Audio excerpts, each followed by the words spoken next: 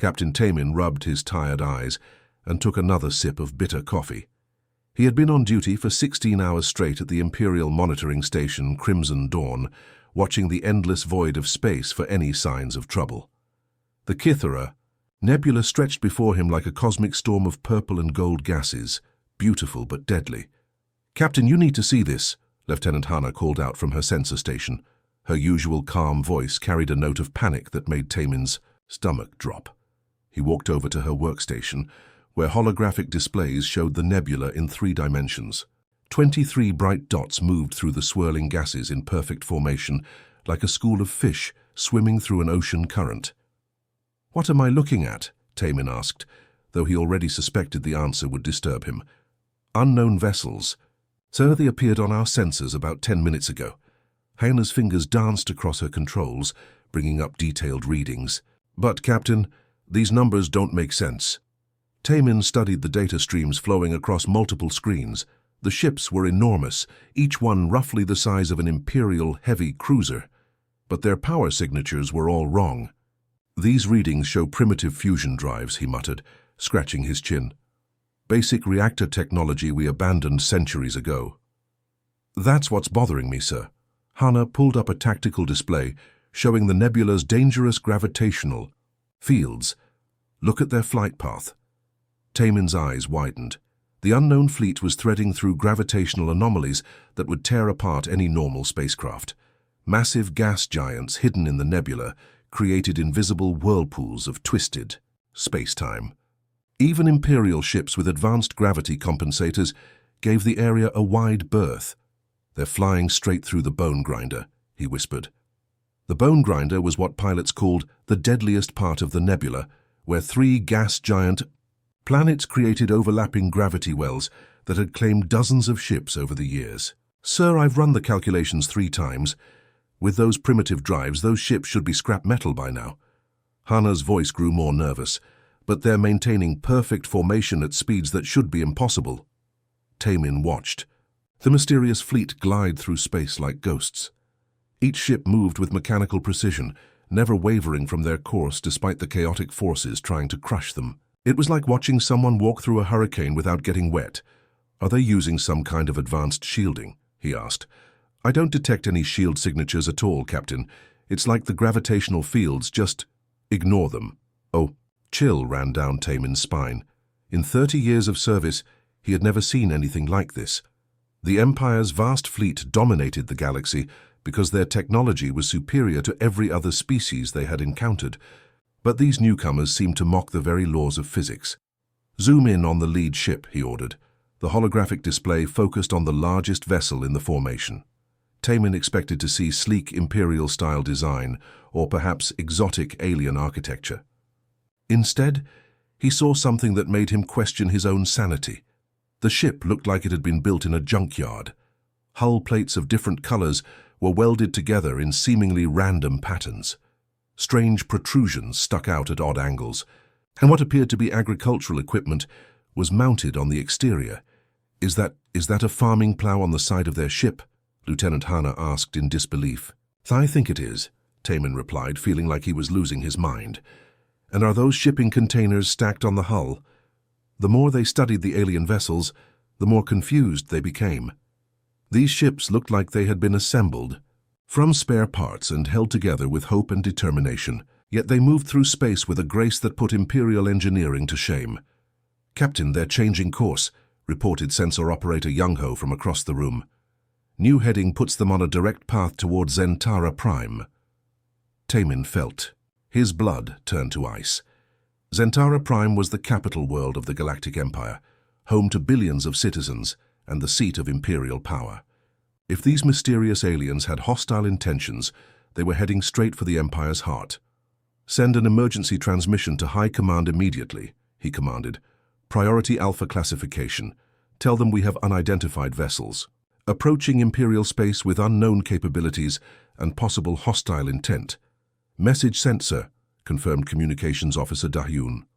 Meanwhile, on the Imperial capital world of Zentara Prime, Admiral Minho stood in the war room of Imperial Command Headquarters. The building's crystal walls offered a stunning view of the planet's 3 moons, But Minho wasn't admiring the scenery. He was studying the urgent message that had just arrived from the Crimson Dawn. Admiral Minho had grey hair and scars from countless battles. He had personally overseen the conquest of 17 star systems and witnessed the surrender of dozens of alien species. Nothing in the galaxy surprised him anymore, or so he thought. "Ensign Jiwon, get me a full tactical analysis of this situation," he barked to his young aide. Ensign Jiwon quickly pulled up star charts and fleet positions on the room's massive displays.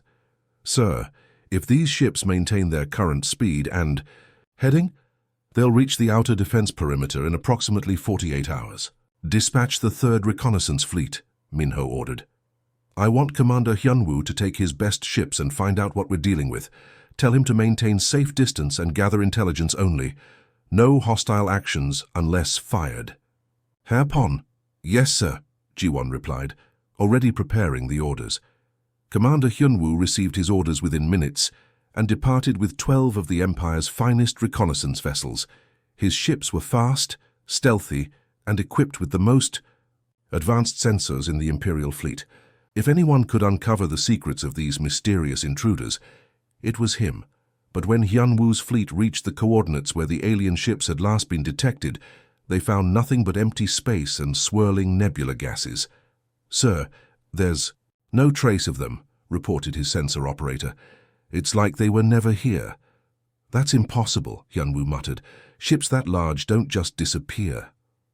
Back on the Crimson Dawn, Captain Tamin stared at his displays in growing unease.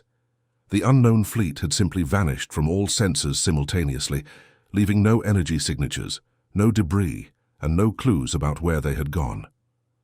"Keep scanning," he told his crew. "Whatever those things are, they're still out there somewhere." The Crystal Palace on Zentara Prime had never seen such chaos.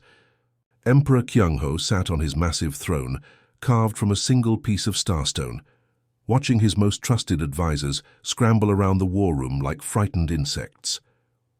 Holographic displays flickered to life across the chamber, each showing different star systems where the mysterious alien fleet had suddenly appeared. "Your Majesty, this is madness," gasped General Wu Jin as he burst through the chamber doors. His uniform was wrinkled and his face was pale with exhaustion. "Our deep space sensors are going crazy. The alien fleet has somehow appeared in 17 different star systems at exactly the same time." Science Minister Yuna shook her head in disbelief, her hands trembling as she studied the incoming data streams. "My Emperor, this violates every law of physics we understand. No ship can travel faster than light speed, and certainly not to multiple locations simultaneously. It would require energy equal to several exploding stars." Emperor Kyungho remained motionless on his throne, his cold eyes scanning the reports. Flooding in from across the galaxy, the Empire had ruled for over 3,000 years because they possessed the most advanced technology in known space. Their jump drives could cross vast distances in days, their weapons could crack planets, and their shields could withstand the fury of entire star fleets. But these newcomers seemed to laugh at the very concept of physical limitations. "Admiral Minho, what's the status of our border defenses?" the Emperor asked in his deep, commanding voice. Admiral Minho stepped forward, his scarred face grim with concern. "All frontier fleets are on high alert, Your Majesty. But, sir, we have a problem. These aliens aren't just in our territory, they're everywhere. Our colonies in the Andromeda sector report strange ships orbiting their worlds. The mining stations near the galactic core say the same thing. They've somehow surrounded us completely." "Show me," Kyungho commanded. The chamber's main display activated, revealing a 3-dimensional map of the entire galaxy. Red dots marked Imperial territory, covering roughly half of all known star systems. But now, scattered throughout Imperial, space like drops of blood on white cloth, were dozens of blue dots representing the alien presence. "By the ancient gods," whispered Fleet Admiral Sionho. "They're not invading us, they're studying us." Intelligence Director Minji pulled up detailed sensor readings from multiple systems. "Your Majesty, their behavior is unlike any military force we've encountered. They're not taking aggressive positions or fortifying strategic points. Instead, they seem to be observing." "Observing what?" the Emperor demanded. Everything, sir. Our trade routes, our colonies, our military installations, but they're not interfering with any of our operations. It's like they're conducting some kind of massive scientific survey. General Wu Jin slammed his fist on the tactical table. This is clearly an invasion force conducting reconnaissance before their main attack. We should strike first while we still have the element of surprise. With what? Science Minister Yuna countered. We don't even understand how they're doing this. For all we know, attacking one ship might trigger a response from all of them simultaneously. Emperor Kyung-ho stood up from his throne, his imposing figure casting long shadows across the war room. When he spoke, his voice carried the authority of someone who had never been challenged in his entire life. Send Ambassador Do-hyun with the Iron Fist battle group. We will follow standard first contact protocols, show them imperial strength, then offer them the choice between submission or destruction.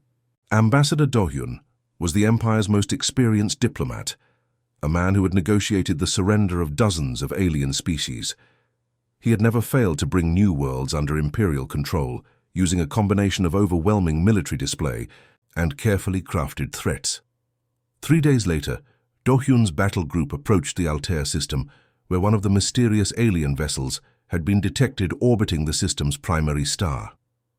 The Iron Fist was accompanied by 6 heavy cruisers and 12 destroyer escorts, enough firepower to level an entire planet. Sir, we're getting a visual on the target, reported Captain Seungmin from the bridge of the Iron Fist.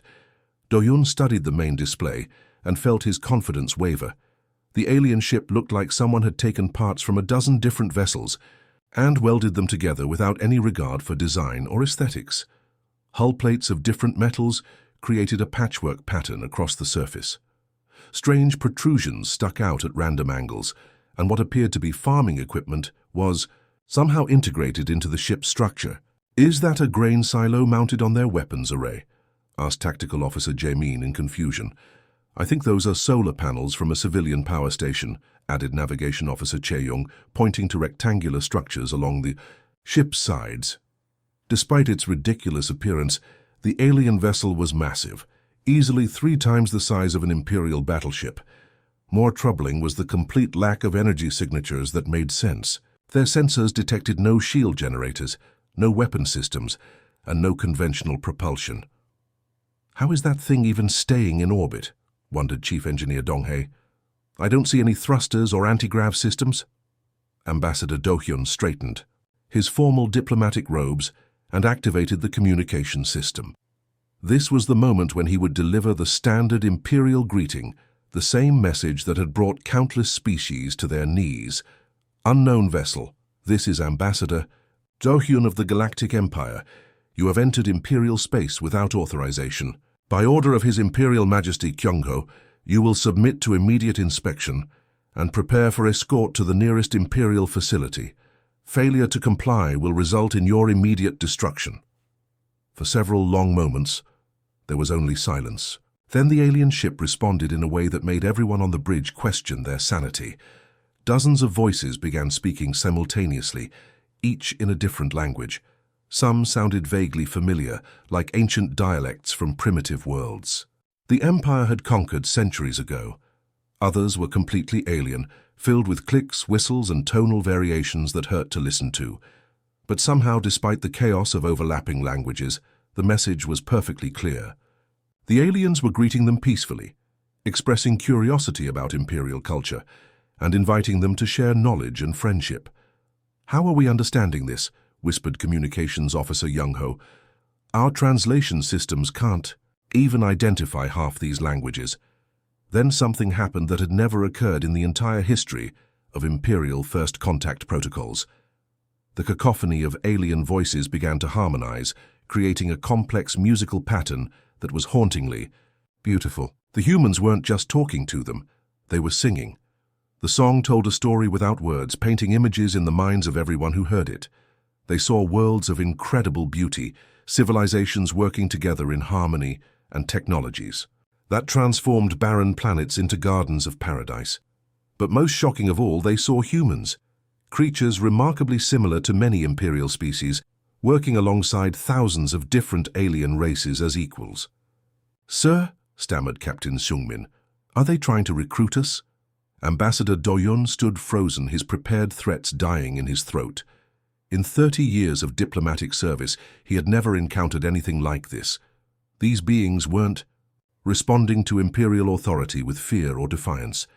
They were treating the Empire like a lost child. They wanted to help find their way home. Dr. Minji had been staring at the same impossible readings for 6 hours straight, and her eyes felt like they were bleeding. The Imperial Research Station Scientific Glory orbited a dead moon in the Kepler system, its laboratories filled with the most advanced equipment the Empire could build. But right now, all of that technology seemed like stone tools compared to what lay on her examination table. The human probe looked like something a child might build from spare parts found in a garage. Sections of ordinary steel pipe were connected with simple welding joints that any apprentice metalworker could have made. Garden hoses snaked between components that appeared to be kitchen appliances. A device that looked suspiciously like a bread maker was somehow integrated into what might have been a navigation system. "This is absolutely ridiculous," she muttered for the 100th time, wiping sweat from her forehead. "Junho, come look at these power readings again." Researcher Junho hurried over from his workstation, carrying a tablet filled with energy analysis data. His young face was pale with exhaustion and confusion. They had been working non-stop since the probe was captured 3 days ago, and nothing they discovered made any sense. "Doctor, I've run the calculations 17 times, Junho said, his voice shaking slightly. "That power source is just a basic fusion cell, the kind we used in civilian vehicles 2 centuries ago, but it's somehow generating more energy than our most advanced military reactors." Dr. Minji activated her quantum scanner and pointed it at the probe's central core. The readings that appeared on her screen defied everything she had learned in 30 years of advanced physics research. "Look at this," she whispered. "The fusion reaction is running at normal temperature and pressure. Nothing unusual there. But the energy output is being amplified by a factor of 10,000. The extra power is coming from nowhere." "Maybe they're tapping into zero-point energy," Junho suggested hopefully. "No, I already checked. There's no exotic matter, no quantum, field manipulation, no dimensional rifts. It's just a simple fusion cell that somehow produces impossible amounts of energy." She threw her hands up in frustration. "It's like they've convinced the universe to ignore the law of conservation of energy." But the power source was only the beginning of their problems. Dr. Minji had spent the previous day analyzing the probe's hull material, expecting to find some exotic alien alloy with properties beyond Imperial understanding. Instead, she found ordinary steel with a carbon content that matched exactly with materials used in ancient Earth construction projects. "The hull is made from regular steel," she told her assistant. "But watch this." She activated a quantum resonance field, the same technology that allowed Imperial ships to travel faster than light. Normally, such fields had no effect on solid matter, but as the invisible energy washed over the human probe, its steel hull began to shimmer and dance like liquid. "Mercury. The metal is somehow responding to quantum fluctuations in real time," Junho observed, his mouth hanging open in amazement. "It's like the steel knows what the quantum field is trying to do and adapts to work with it instead of against it." Dr. Minji nodded grimly. "This violates the fundamental principle that matter and energy are separate things. This hull material is acting like it's partially made of pure information." Across the galaxy, Captain Seonghyun was discovering that the human ships were even more impossible when encountered in battle. His battle group had been ordered to conduct an aggressive reconnaissance mission against a human fleet that had appeared near the industrial world of Proxima 7. "All ships, maintain attack formation," he commanded from the bridge of his flagship stellar hammer. "Remember, these aliens may look primitive, but they've somehow avoided our previous encounters. Stay alert." Lieutenant Soyoung studied her tactical displays with growing unease. The human fleet consisted of only 5 ships, each one looking like it had been assembled from spare parts and held together with determination. They moved in a loose formation that violated every principle of military tactics she had ever learned. "Sir, they're not responding to our hail," reported Communications Officer Wu Young. "Should we fire a warning shot?" "Negative. Load plasma. Torpedoes and target their lead ship." If they want to play games, we'll show them what Imperial firepower can do.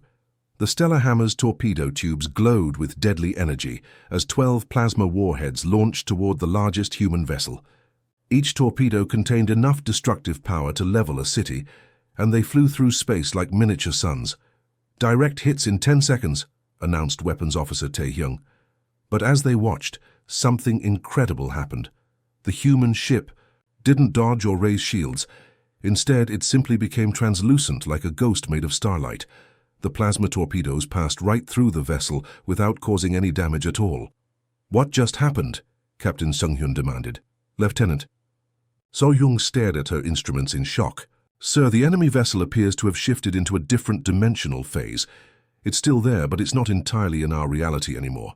"That's impossible. Fire everything we have." The Imperial battle group unleashed hell itself. Plasma. Cannons that could melt asteroids fired continuously. Particle beam weapons that could slice through battleship armor painted the human ships with concentrated destruction. Gravity bombs that could crush matter into neutron soup detonated all around the alien fleet, but none of it mattered. The human ships continued their approach, as if the Imperial weapons were nothing more than harmless light shows. Sometimes they became translucent and let the attacks pass through them. Other times, they seemed to absorb the energy and convert it into pretty light patterns that danced across their hulls. "Sir, they're not even trying to fight back," reported Tactical Officer Jinwan. "They're just ignoring us."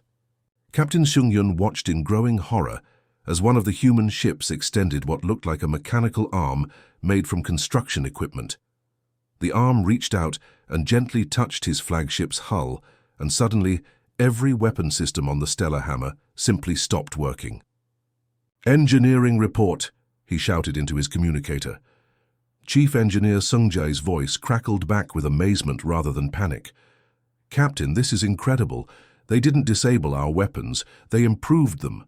Our plasma cannons are now running at 300% efficiency, but they've been reconfigured to only fire non-lethal stunning charges." Across the Imperial fleet, similar reports flooded in. The humans had somehow reached out and modified Imperial technology in real time, turning weapons of war into tools of peace without damaging a single system. "Sir," Lieutenant So-hyung said quietly, "I think they're trying to help us." Meanwhile, back in Dr. Minji's laboratory, she made a discovery that changed everything.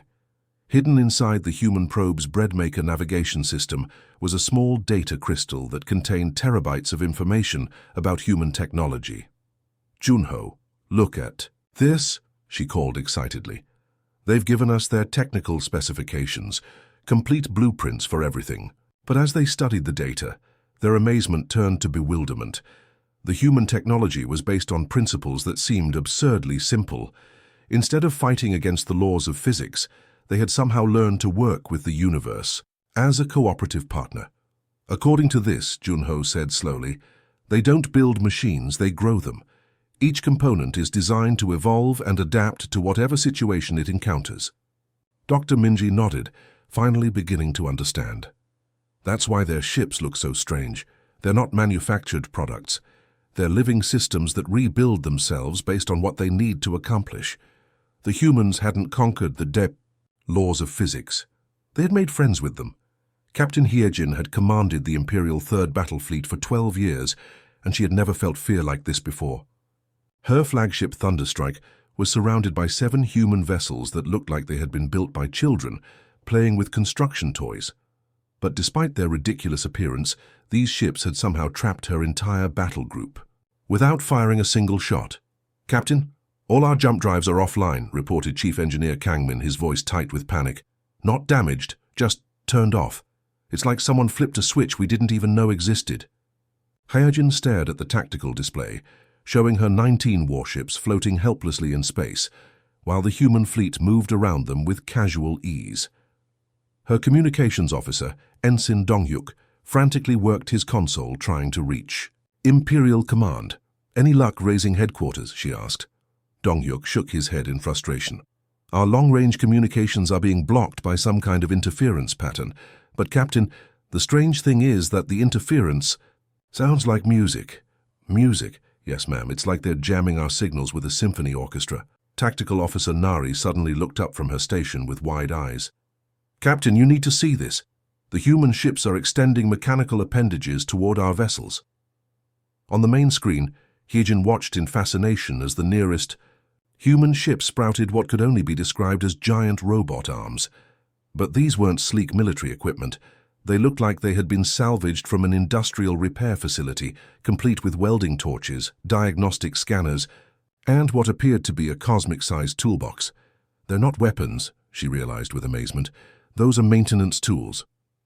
The mechanical arms reached out toward the Imperial ships with movements that seemed almost gentle, like a doctor examining a patient. When they made contact with the Thunderstrike's hull, Hyejin expected alarms to sound and damage reports to flood in. Instead, her crew began reporting the impossible. Captain, our reactor efficiency just increased by 40%, announced Engineering Officer Jinwoo. They did something to our fusion containment system, but I can't figure out what. Our navigation sensors are working better than they ever have, added Navigator Sujin. It's like they cleaned and upgraded everything without us even noticing. Hyejin watched through the bridge viewports as similar scenes played out across her entire fleet. The human ships moved from vessel to vessel like helpful mechanics at a cosmic garage, their strange robotic arms poking and prodding Imperial technology with obvious curiosity. Meanwhile, Admiral Sunwoo was experiencing something even more bizarre aboard his flagship Dominator. His massive dreadnought, the pride of the Imperial Navy, had been completely immobilized by what looked like a collection of space-age vacuum repair tools. "This is humiliating," he growled to his bridge crew. "We're being held captive by a flying repair shop," but his science officer Chae-young was staring at her instruments with pure wonder. "Sir, you're not going to believe this. They're not just examining our engines, they're improving them. Our power output has increased by 300%, and our fuel consumption has dropped by half. How is that possible?" "I have no idea. Admiral, it's like they looked at our technology and thought, oh, you're doing this the hard way, let me show you a better approach." Through the Dominator's reinforced viewports, Sunwoo could see human engineers floating in space without protective suits working on his ship's exterior with tools that defied classification. One appeared to be using what looked like a modified kitchen mixer to adjust the ship's plasma flow regulators. "Sir," reported Communications Officer Hui-young, "I'm picking up audio transmissions from the human work crews." "Put it on speakers." The bridge filled with the sound of human voices, and Admiral Sunwoo was stunned to realize they were having casual conversations while performing impossible engineering feats. "Hey Min-seo, hand me that quantum wrench. This ship's antimatter containment system is running way too hot." "Sure thing, Daeho. Have you seen the way they routed their power conduits? It's like they were trying to make it as inefficient as possible." "I know, right? Poor things. They probably never learned about harmonic resonance amplification." The humans were talking about Imperial military technology like it was a hobby project that needed a few simple fixes. But the most shocking encounter happened when Captain Jin-soo of the destroyer Lightning Bolt decided he had endured enough humiliation. His ship was one of the fastest in the Imperial fleet, designed for hit-and-run attacks against enemy vessels. "I don't care what kind of technology they have," he declared to his crew. "No alien is going to treat Imperial warships like broken toys. All power to engines, we're ramming that lead ship." His tactical officer, Lieutenant Ga-young, tried to protest. "Sir, our weapons had no effect on them. A ramming attack might not work either." "Then we'll find out the hard way," Jin-soo replied grimly. Full speed ahead. The lightning bolt accelerated toward the largest human vessel, its reinforced prow aimed at what appeared to be the alien ship's weakest point. Jin-soo watched the distance close rapidly, preparing for the devastating impact that would prove Imperial determination could overcome any technological advantage. But the collision never came.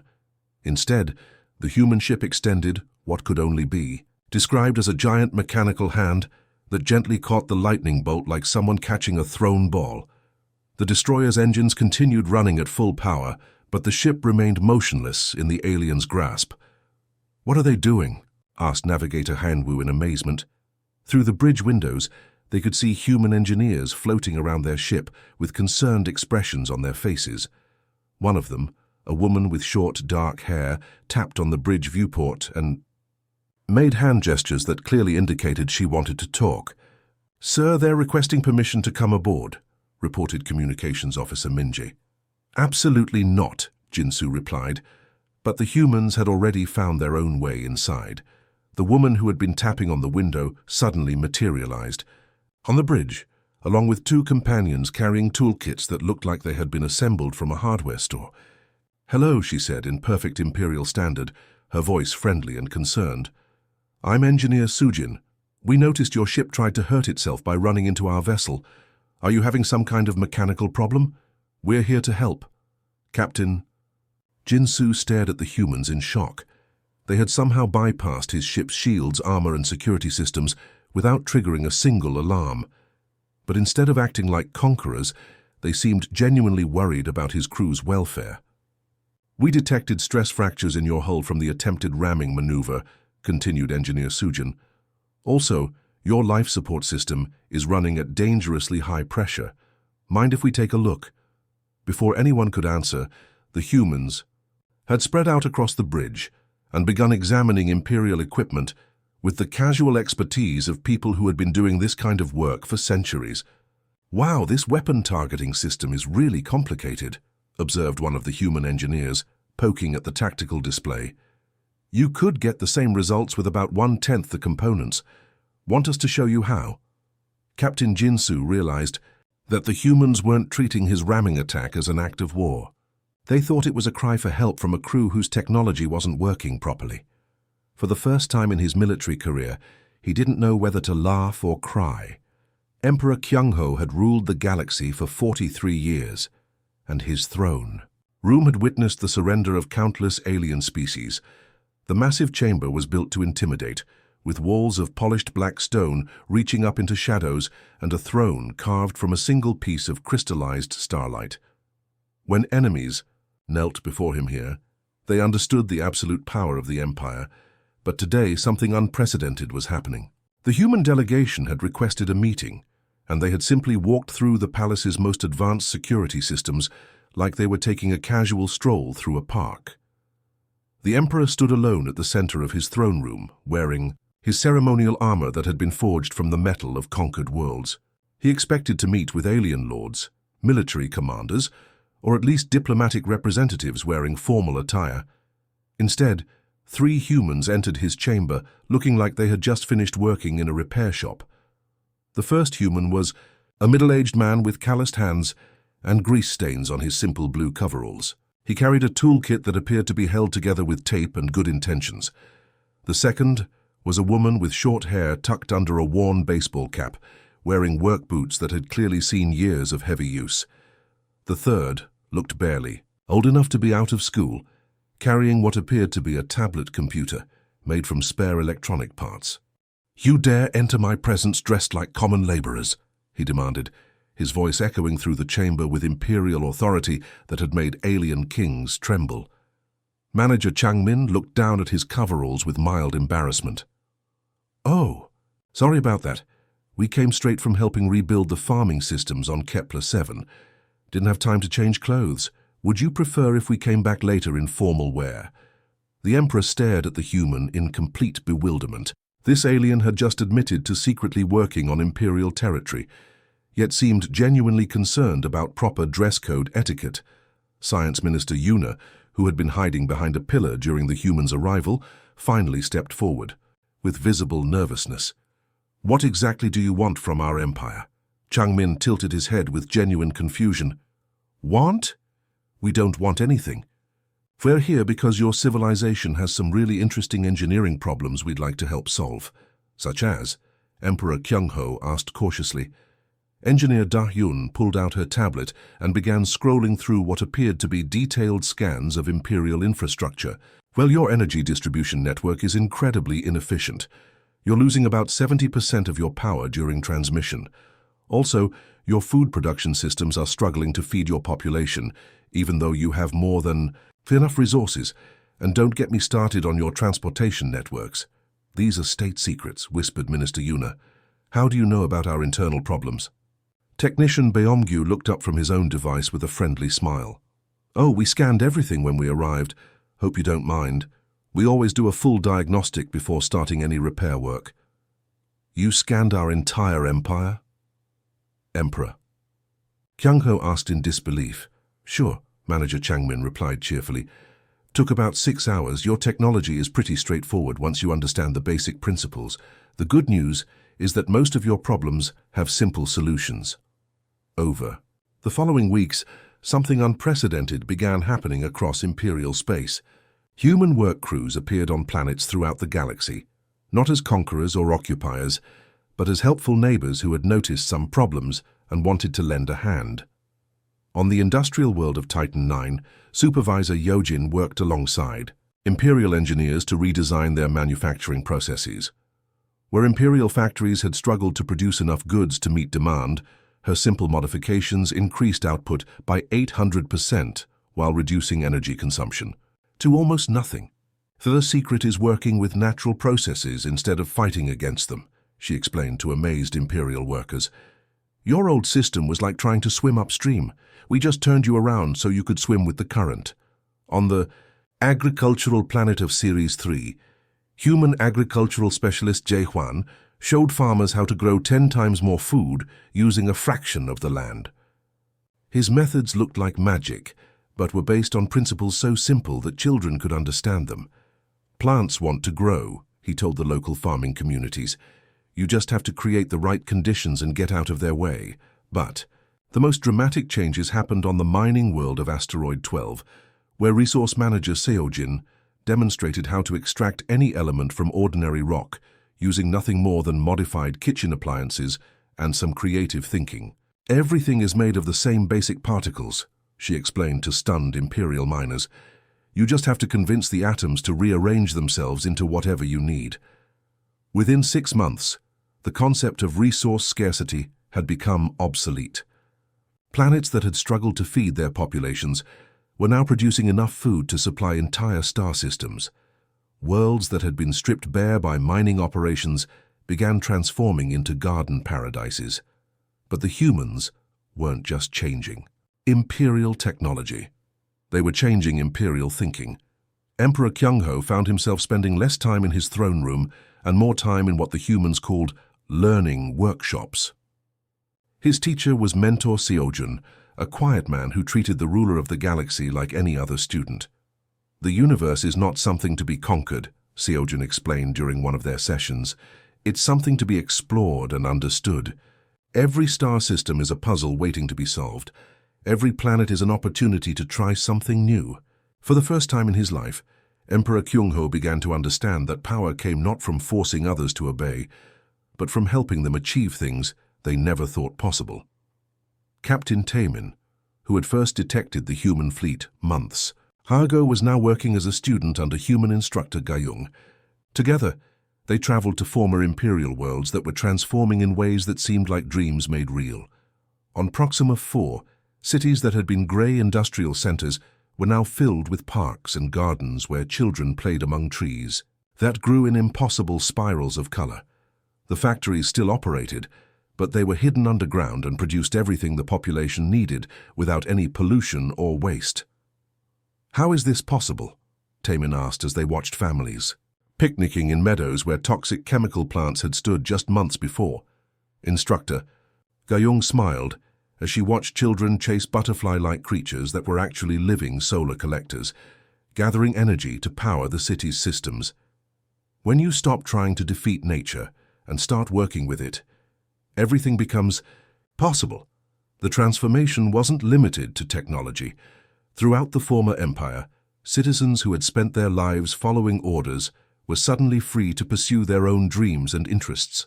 Artists who had been forced to create propaganda began painting visions of beauty that brought tears to viewers' eyes. Scientists who had been limited to military research started exploring questions that satisfied their curiosity rather than their government's demands.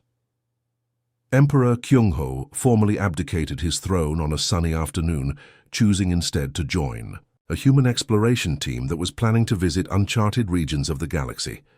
He signed the dissolution of the empire with the same pen he had once used to sign conquest orders. "The age of empire is over," he announced to the galaxy in his final Imperial broadcast. The age of discovery has begun, and across the stars, former Imperial citizens looked up at the night sky with wonder instead of fear, knowing that somewhere out there were infinite worlds waiting to be explored, infinite problems waiting to be solved, and infinite possibilities waiting to be discovered. The humans had not conquered the galaxy, they had set it free. The end.